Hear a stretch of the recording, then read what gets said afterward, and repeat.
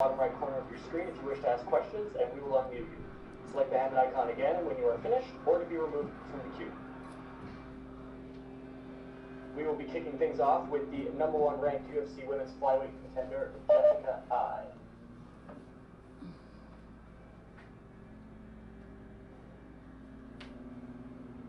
Jessica, thank you for joining us today. Hi. Do I just look straight ahead? Straight ahead is perfect. Okay. Thank you. Hi. We will take the first question from Mark Raimondi with ESPN. How are you? Good morning. Good morning to you. Just wondering, it's obviously been a crazy time for everyone right now, and the last few months have been, I'm sure, difficult to train to everyone's capability. I mean, what kind of challenges did you face, being in Vegas during the pandemic? I know that gyms kind of just opened there, last week or something. I was super fortunate. I'm a very self-motivated person. Within the first 10 days of the pandemic, I had been working with Zebra Mats, Kyle over there, and we had gotten mats out in the first week to my house. So we had a full little wrestling area, pads on the ground, a wall pads. I had squat racks, kettlebells, weights. So really, I feel like I've been in camp for months, already. March 15th is when, all the gyms in Las Vegas closed down, the UFC PI. That, I believe, was a Wednesday. And, by that following week, I was already back into training. And I've been training, since the December fight. We had a short, small break there with my elbow surgery. But there wasn't a moment that I wasn't training, and working towards being better. So no challenges for Miss I other than missing the crap out of just seeing some other human contact besides my brother and Darren, who I live with. I believe you've been training a little bit recently with Gray Maynard, and obviously he was known for tremendous wrestling throughout his MMA career. How has that helped you? Gray has been incredible. I'm so fortunate for him. Unfortunately, this time he won't be cornering with us just due to the separation. During that time, I brought out one of my old training partners during this pandemic, who's actually moving to Las Vegas with his girlfriend. But you've seen him corner with me before when we were in Singapore. He's an NCAA wrestler, most recently graduated from Notre Dame College. All-American. He's actually back in my corner this time. He was actually the guy that taught me my inside trip, my outside single, my doubles. So I'm really pumped to have him back. Him and Gray have very similar qualities in their wrestling style, which helps me to make my striking and my wrestling a lot better. So me and Gray spoke last week. Like I said, unfortunately, he has family and kids. I want to keep them as safe as they possibly can. So we just kept our distance, and I really quarantined with my house, which was my brother, my black belt Brazilian Jiu-Jitsu coach, my wrestling coach, and then a couple other Ohio people that were living by themselves. So since they were by themselves, I said, come on over to the IPI and we can train. The IPI, I like that. Your last fight, of course, you won against Viviana Araujo, but you missed weight by a few pounds. Any level of concern heading into tomorrow's weigh-in? No, I had my menstrual cycle 2 weeks ago, so it was pretty awesome. I know that you're a man, and 90% of the fans are going to be men, and that you're just going to say I'm making an excuse, and I'm not. It's something you guys don't understand. It wasn't something I wanted to happen. We really, really, really, really tried. I worked with everybody the entire time. I water loaded. I was dieting. Literally, I'm a nutrition freak, right? I don't eat bread, I don't eat certain things because it's just not my style. So it wasn't a matter of preparation. My body just misfired. And unfortunately, I am a woman. One of my jobs in life is to have babies, and I can't help that I deal with that. And I would hope that the men, deal with low testosterone and you have your backlashes. Us as women have menstrual cycles and we deal with things, so they can either accept it for is what it is or they cannot. I mean, that's not a concern to me. I just know that it won't happen again. We're working forward. I might have my period on another fight week, and I guess that we'll just keep planning like we do and tracking everything. So on point for tomorrow morning. We are on point. Great. Thanks, Jessica. Appreciate it. Good luck. Thanks. We will take the next question from Ezekiel Berganzi with Super Luchas. Hello, Jessica. How are you? I'm great. Um, you're going against Cynthia Calvillo, who is very good in the ground. No, she has a lot of submissions. And how do you see against her? Which will be the keys for a possible victory against her on Saturday? You know, I think I keep hearing a lot about, Cynthia's ground game, and I respect every woman I will ever come in contact with in the octagon, right? Like, this is a fight sport. We're all here because we are the elite of the elite. So no matter what weight class, no matter who they are, I mean, I'm always going to respect them. But the fact that everybody's talking about how her ground game is so much better than mine and that I should be scared, I just like to remind everybody that I live with a black belt Brazilian Jiu Jitsu specialist who has been a black belt for many years under the Gracie family.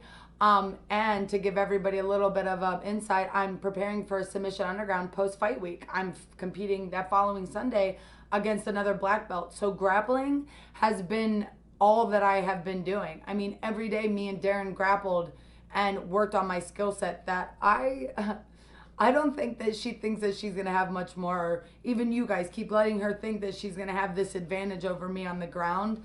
I have submitted people before. I will submit them again. Or I'll do whatever it means to, to get the win. But I'll when the fight goes to the ground, I'll showcase my skills. And do you think people underestimate this card and underestimate you as a fighter?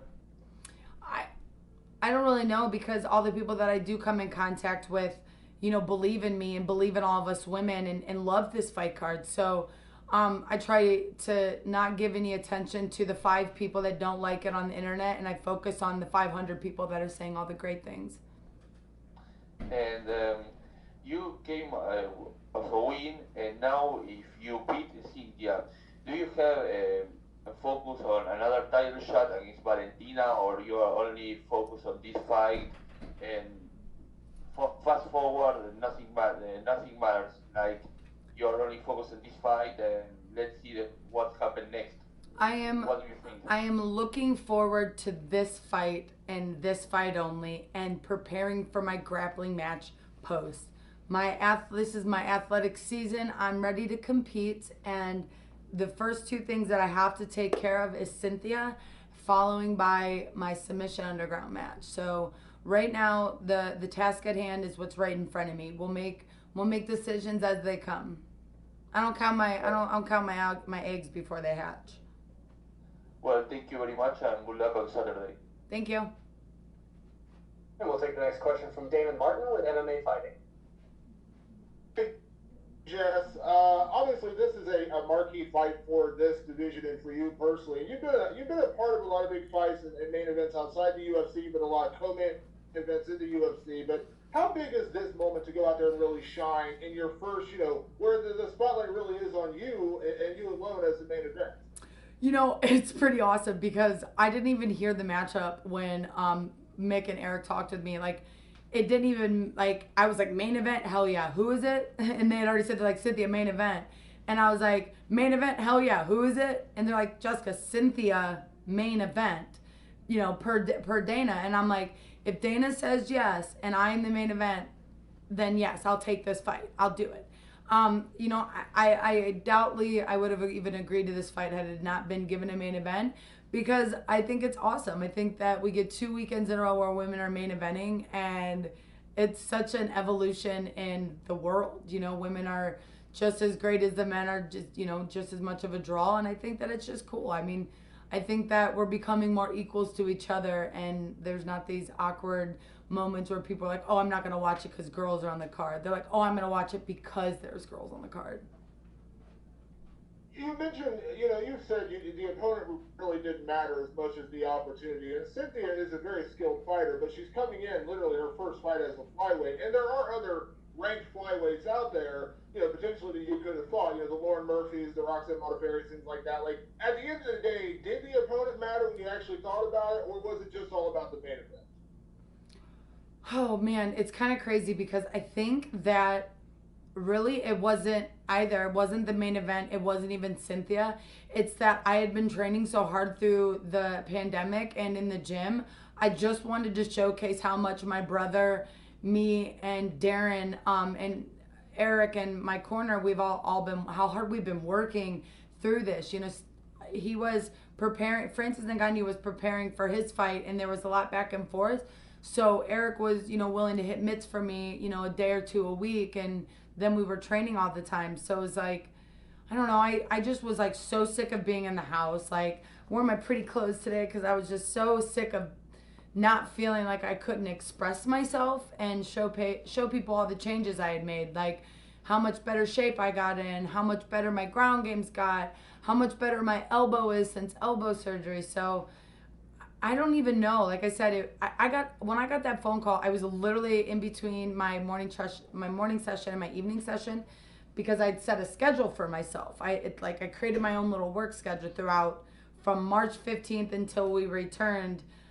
What was it? When did the world open back up? Just recently, you know, like, so, and until the gyms opened up 2.5 weeks ago. So for me, it was like, I don't know, I just didn't hear it. I just was like, main event, yes, in shape, working your butt off.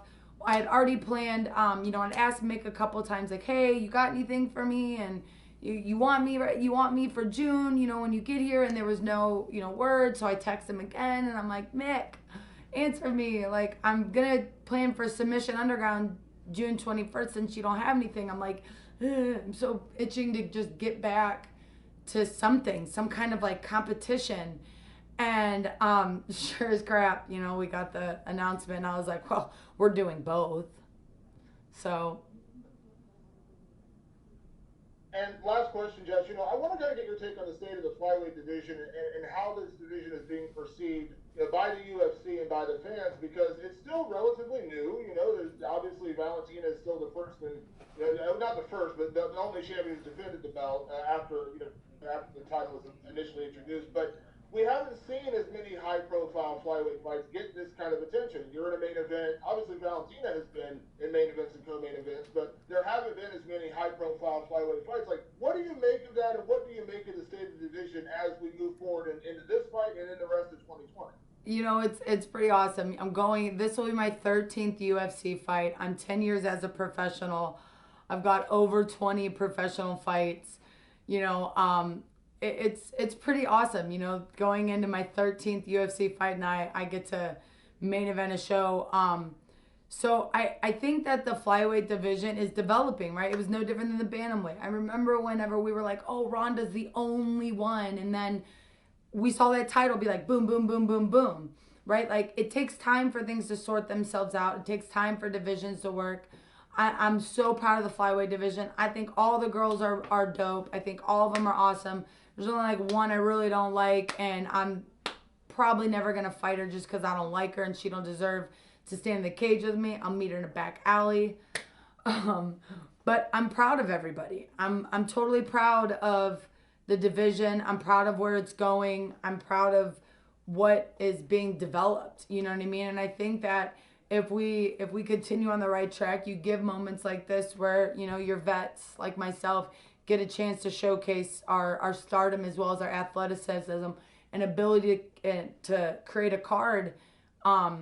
You'll see more of them. You know, you'll see more of times you see maybe a female flyweight, maybe main event a card that isn't, you know, the champ or the number one girl. You'll see just two really good fighters, maybe 5 and 10, or maybe unranked because they're just that good. So I think we're forever changing and developing, and that, again, there's no stipulations. There's no mold to create. Just keep trying new things.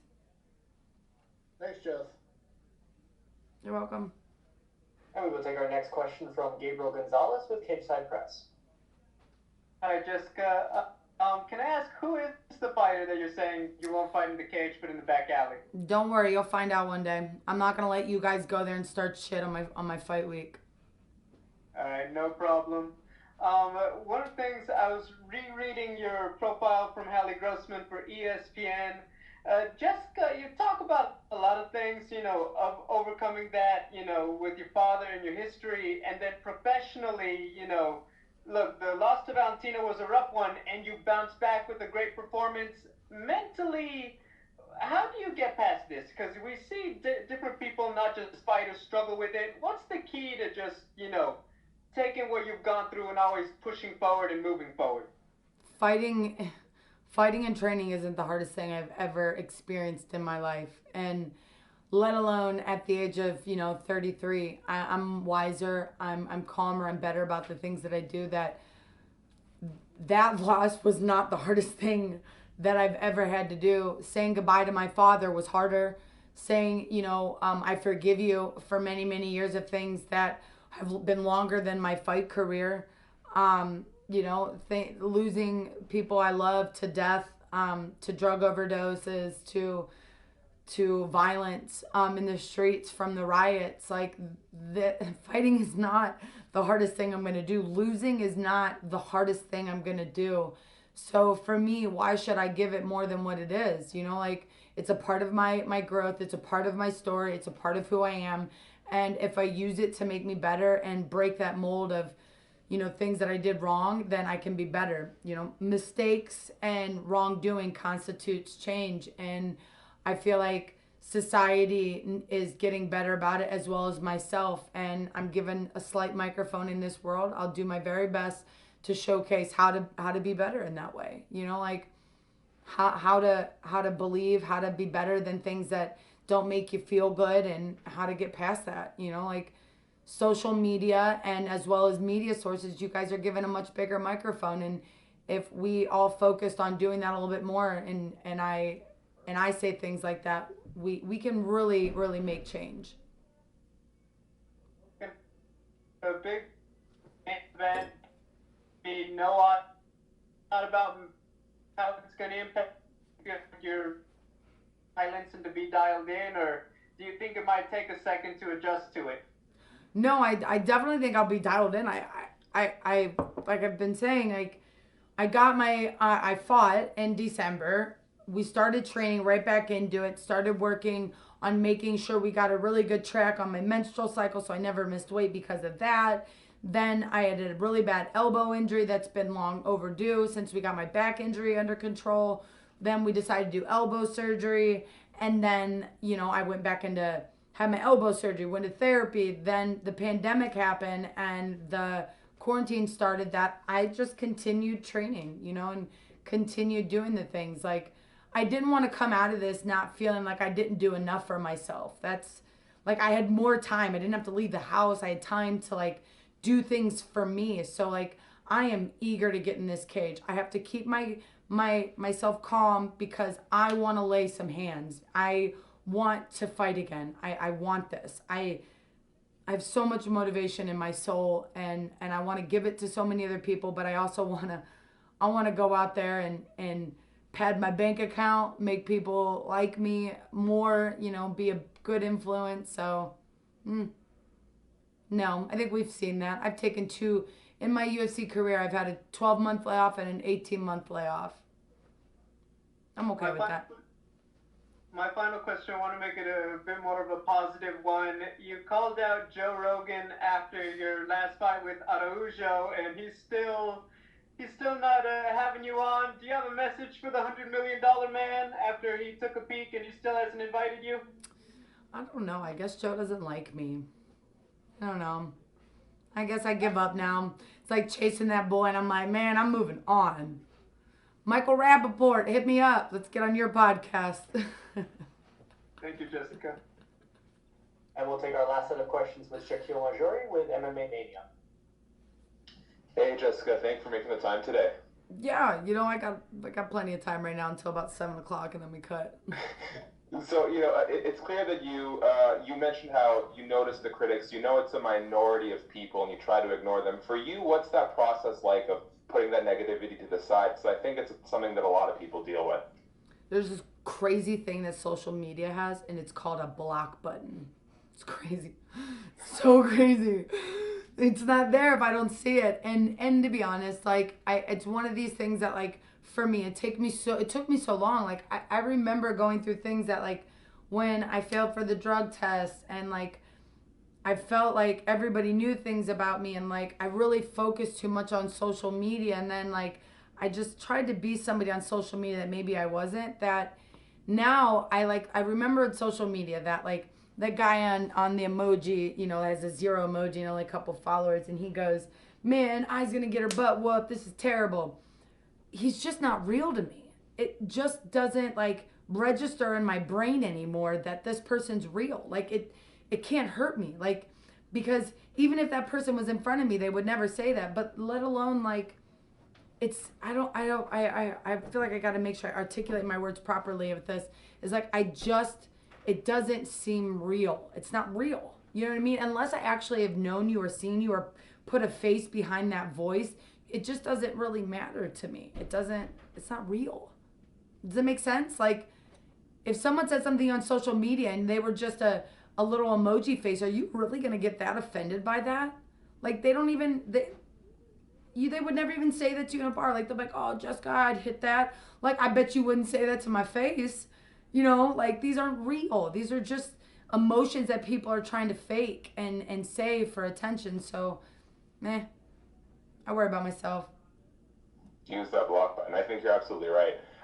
Now, you touched on the menstrual stuff quite a bit, and I think you're right when you say, particularly the majority of people here interviewing right now are not the most equipped to tell you about it. I have talked to a lot of female fighters, though, because I do think it's something that fans should be educated about, and the response I've gotten is kind of split. Some women say, you know, it's just something that happens and it's hard to prepare for. Others say, you know, it's going to be something you deal with every month. And, you know, Roxanne Modafferi is someone who's had a lot of fighters come in overweight, and she's expressed frustration about it. Where do you stand on how well female fighters can prepare for the biology? So it's been really great. The PI has created a tracking system for us. So like there's a tracking system that we can at least put us in a couple day windows of each other, right? Like all of you men, I'm sure that when you're trying to have a baby with your girl, there's ovulation days and days that you're trying, and right, and some days you fail. And then one day you're like, "Oh, we succeeded, we made a baby."